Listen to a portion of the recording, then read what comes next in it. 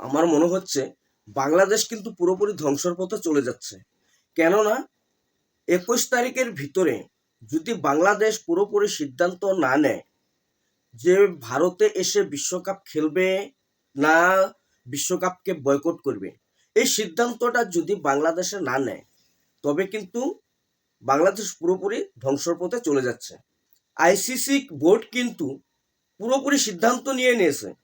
এবার যদি বাংলাদেশে আর একটিবারের জন্য যদি বলে যে আমরা ভারতে গিয়ে টি-20 বিশ্বকাপ খেলবো না, তবে আইসিসিও কিন্তু পুরোপুরি সিদ্ধান্ত নিয়ে নিয়েছে যে বাংলাদেশ যদি না খেলে তাহলে বাংলাদেশকে ছাড়াই আমরা টি-20 বিশ্বকাপের আয়োজন করব।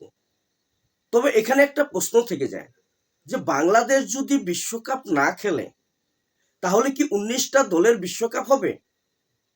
আরও একটি প্রশ্ন থেকে যায় যে বাংলাদেশ যদি বিশ্বকাপ না খেলে তাহলে যে বাংলাদেশে যে গ্রুপে খেলবে, সি গ্রুপে ছিল বাংলাদেশ, সেই গ্রুপে 4টা দলেই কি বিশ্বকাপ খেলবে?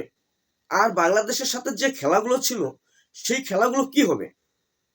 পুরোটাই আমি তোমাদেরকে বলছি, ভিডিওটা সম্পূর্ণ দেখো, সম্পূর্ণ বুঝতে পারবে।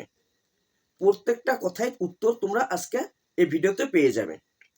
তবে বাংলাদেশ যদি বিশ্বকাপ না খেলে তাহলে কিন্তু 19টা দল বিশ্বকাপ খেলবে না, 20টা দলে বিশ্বকাপ খেলবে। সেটা কি করে? আইসিসি কিন্তু স্কটল্যান্ডের সাথে কথা বলা শেষ। যদি বাংলাদেশ বিশ্বকাপ বয়কট করে তাহলে স্কটল্যান্ড বাংলাদেশের জায়গায় বিশ্বকাপ খেলবে। বাংলাদেশ যে গ্রুপে ছিল, সি গ্রুপে, সেই বাংলাদেশের জায়গাটাতেই কিন্তু স্কটল্যান্ড ঢুকে যাবে। এবং ওই যে পয়েন্টের কথাটা বললাম, পয়েন্ট তো এখানে এসেই গেল। যদি বাংলাদেশ না খেলে তাহলে স্কটল্যান্ড খেলবে, আর বাংলাদেশের যে পয়েন্টগুলো ছিল সেই পয়েন্টগুলো স্কটল্যান্ডের সাথেই কনফার্ম। তোমরা এখানে আর বোঝার তো কোনো অসুবিধা নেই তোমাদের। তাহলে কথা হলো আজকের ভিতরেই কিন্তু বাংলাদেশ ক্রিকেট বোর্ড ডিসিশন নিতে হবে। তবে বাংলাদেশে যদি ইউনুস খানের মতো গভর্নমেন্ট থাকে তাহলে কিন্তু বাংলাদেশ পুরোপুরি ধ্বংসের পথে চলে যাবে।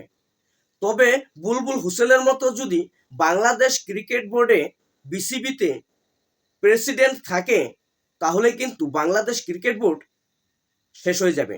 সত্যি এটা কিন্তু বাংলাদেশের দর্শকরা, বাংলাদেশের কন্টেন্ট ক্রিয়েটররা এবং ক্রিকেট বোর্ডের যতগুলি সদস্য আছে ওরা কিন্তু এই কথাটা বুঝতে পারছে না। বুঝবে কখন? বুঝবে টি-20 বিশ্বকাপের পরে বুঝবে। তবে বন্ধুরা, আশা করি ভিডিওটি ভালো লাগবে, কারণ আমি যা বলবো তোমাদেরকে কখনোই মিথ্যা খবর তোমাদেরকে আমি দিব না। আশা করি যা দিব সত্যি খবরই দিব।